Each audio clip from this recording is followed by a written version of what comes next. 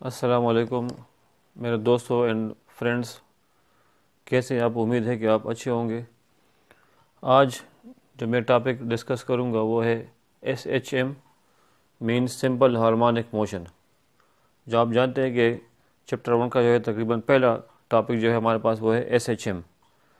तो यहाँ मैंने डिफिनीशन लिखा हुआ है, अगर आप देखें तो SHM is a special kind of vibratory और oscillatory motion in which restoring force को हम शॉर्ट लिखते हैं FRES, which means restoring force is proportional to displacement x from mean और इक्विलिब्रियम पोजीशन। यहाँ पे स्टूडेंट आपको बता दूं कि ये जो वाइब्रेशन है, वाइब्रेटरी या ऑसिलेटरी मोशन है, ये है क्या चीज़। यहाँ मैंने इसको थोड़ा सा डिस्क्राइब किया है एग्जांपल से। अगर आप इसको देखें, हमारे पास एक बॉडी है मास m, जो कि यहाँ पड़ी हुई है पोजीशन O पे। ये पोजीशन जो है ये इस बॉडी का इक्विलिब्रियम पोजीशन है या मीन पोजीशन, दोनों बातें ठीक है। अगर इसको हम डिस्प्लेस कर दें तो ये आएगा A की तरफ और फिर A से होता हुआ आएगा B की तरफ। तो वो मोशन जो इक्विलिब्रियम पोजीशन के आगे पीछे हो उसको हम बोलते हैं वाइब्रेटरी और ऑसिलेटरी मोशन, जिसको हम यहाँ मैंने लिखा हुआ है टू एंड फ्रो मोशन। तो ये टू एंड फ्रो मोशन इसको ये भी बोलते हैं और साथ साथ ये भी बोलते हैं बैक एंड फोर्थ मोशन। तो दोनों बातें यहाँ पे हम डिस्कस जो है वो करते हैं इसके लिए कि ये जो बैक और फोर्थ मोशन है या टू एंड फ्रो मोशन है अबाउट अ मीन पोजीशन, इसको हम बोलते हैं वाइब्रेटरी और ऑसिलेटरी मोशन। तो अगर आप देखें तो इसकी मोशन कहाँ पे है, इसी पोजीशन के इर्द गिर्द हो रही है। मतलब पोजीशन A फिर B, फिर B से A, फिर A से B। तो बीच में क्या आ रहा है ये, this is equilibrium point, equilibrium position या मीन पोजीशन। तो वाइब्रेटरी मोशन क्या है, जब कोई मास इक्विलिब्रियम पोजीशन के टू एंड फ्रो मोशन करें, आगे पीछे, या हम बोलते हैं बैक एंड फोर्थ मोशन, तो इसको हम बोलेंगे क्या चीज़, ये ऑसिलेटरी मोशन है या वाइब्रेटरी मोशन है। यहाँ मैंने इस जो डिफिनीशन मैंने बताई है, यहाँ मैंने मैथमेटिकल फॉर्म लिखा हुआ है, restoring force direct proportion to displacement x। यहाँ पे जो मैंने नेगेटिव साइन लगाया हुआ है, आप जानते हैं this is for opposite direction, means के रिस्टोरिंग फोर्स और डिस्प्लेसमेंट क्या होंगे आपस में, ये अपोजिट इन डायरेक्शन होंगे। तो अभी जो है इससे पहले हमने डिस्कस किया कि रिस्टोरिंग फोर्स प्रोपोर्शन है डिस्प्लेसमेंट x के।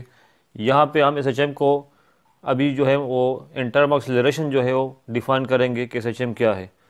यहाँ मैं लिखा हुआ the type of motion in which acceleration is directly proportional to displacement x from mean position.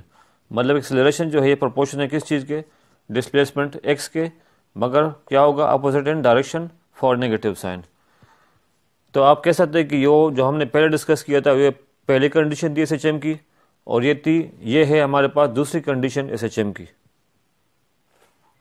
तो स्टूडेंट अभी हम बात करेंगे SHM की एग्जांपल पे जो है, जहाँ पे मैंने लिखा हुआ है mass attach to a spring. इस एग्जांपल से जो है आपको वाज़ेह हो जाएगा कि SHM जो है वो क्या है। सपोज़ हमारे पास एक मास M है जिसका एक एंड जो है वो स्प्रिंग से अटैच है।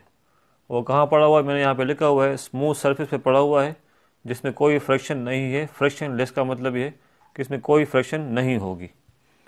अब देखें तो मैंने यहाँ पे जो इस पोजीशन पर ये मास जो है, ये position O, it is called equilibrium position या मीन पोजीशन। O पर जो है ये अभी ये मीन पोजीशन पर है, मतलब कोई मोशन नहीं हो रही, ना कोई फोर्स लग रहा है। तो सपोज़ आप इसको फोर्स लगा के डिस्प्लेस कर दें फ्रॉम O टू A, जिस तरह मैंने यहाँ पे इसको जो है थोड़ा सा डिस्प्लेस कर दिया, इस पोजीशन पे आ गया। ये पोजीशन A हमारे पास है।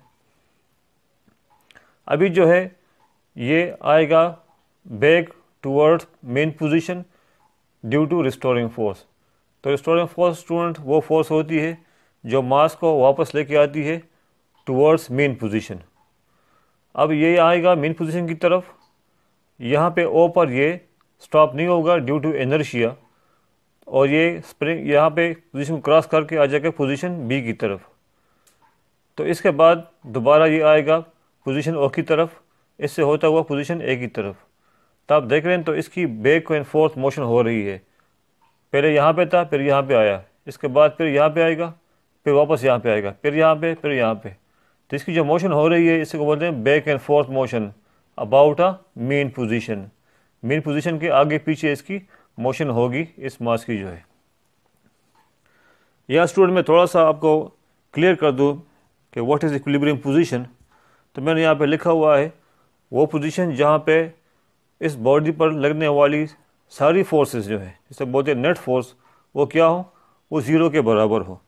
मैंने इसको थोड़ा सा यहाँ पे सिंप्लीफाई किया है। अगर आप देखें तो हमारे पास एक मास है जो यहाँ पे मैंने ड्रा भी किया है। सपोज हमारे पास मैंने ये मास यहाँ ड्रा कर दिए, तो इस मास पर मैंने 3-4 फोर्सेस यहाँ पे मेंशन की है। अगर आप इसको देख लें, एक है फ्रिक्शन फोर्स, तो वो तो यहाँ पे नहीं होगा क्योंकि मैंने यहाँ पे लिख दिया है कि कौन सी सरफेस है, फ्रिक्शन लेस सरफेस, इसमें तो फ्रिक्शन है ही नहीं, तो फ्रिक्शन फोर्स तो ऑटोमेटिकली क्रॉस हो जाएगा।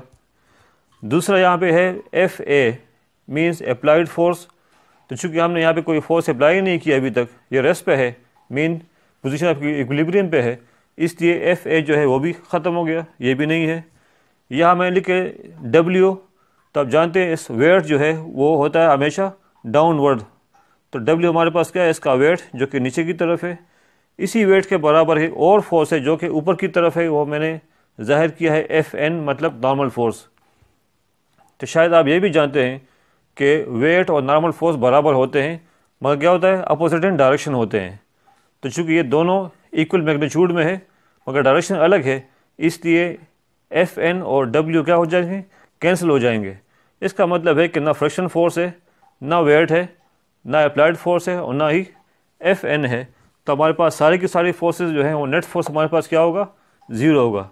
तो थोड़ा मैंने इक्विलिब्रियम को जो है वो थोड़ा सा आपको डिस्क्राइब किया है, किस तरह mass attach to a spring executing simple harmonic motion. थोड़ा सा आपको बता दूं कि चूँकि यहाँ पे मास जो अटैच है वो स्प्रिंग के साथ है, इसलिए हुक्स लॉ ज़रूर इन्वॉल्व होगा। इसलिए मैं लिख रहा हूँ बाय हुक्स लॉ, जो आप जानते हैं स्प्रिंग के बारे में है। तो हमारे पास बराबर है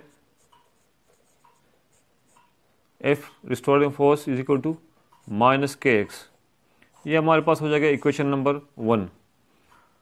आप स्टूडेंट्स ये भी जानते हैं कि यहाँ पे अगर आप देखिए, आपको समझाने के लिए मैं सिर्फ बोल रहा हूँ कि यहाँ पे इस डायग्राम में या इस एग्जांपल में हमारे पास एक मास मौजूद है, सब जानते हैं ये मास है।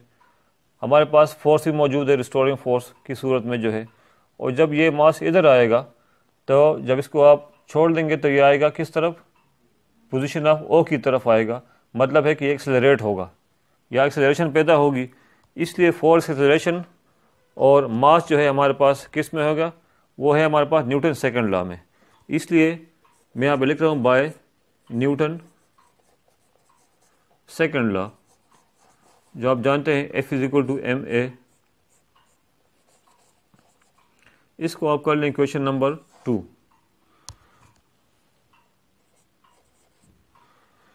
तो by comparing equation number 1 and equation number 2 we have M A is equal to minus K X. चूँकि दोनों फोर्सेस के बराबर हैं तो कंपेयर करेंगे तो हमारे पास ये ख़त्म हो जाएगा और M A is equal to minus K X हो जाएगा, जो मैंने यहाँ पे लिखा हुआ है। अगर आप इसको ए की वैल्यू निकाल लें तो ए इज इक्वल टू, इस एम को आप यहाँ पे लेके आओ, ये हो जाएगा minus K x divide by M. अगर आप स्टूडेंट्स को देख लें तो हमारे पास के और एम, के हमारे पास है स्प्रिंग कांस्टेंट और मास हमारे पास ऑलरेडी जो है वो कांस्टेंट में है, इससे हमारे पास के और एम हमारे पास क्या है, ये कांस्टेंट वैल्यू है। तो कांस्टेंट अगर आप ख़त्म कर लेंगे तो हम यहाँ पे क्या लगाएंगे, साइन ऑफ प्रोपोर्शनलिटी, जो मैं यहाँ पे आपको बता रहा हूँ चूँकि नीचे जगह नहीं है। तो जब हम कांस्टेंट को ख़त्म करेंगे तो इक्वलिटी चेंज हो जाएगी किस में, प्रोपोर्शनलिटी साइन में। तो ये हो जाएगा ए प्रोपोर्शन, ये ख़त्म हो जाएगा क्योंकि मैंने लगा लिया यहाँ पे प्रोपोर्शनलिटी साइन। यहाँ पे क्या हो जाएगा, माइनस एक्स, ये हो जाएगा minus x, which is simple harmonic motion का जो है एक कंडीशन ये भी थी। तो उम्मीद है कि स्टूडेंट्स आपको वीडियो पसंद आई होगी। कोई प्रॉब्लम हो रिगार्डिंग दिस टॉपिक तो आप कमेंट्स कर सकते हैं। इंशाल्लाह फिर मिलेंगे नेक्स्ट वीडियो में, तब तक के लिए अल्लाह हाफिज़।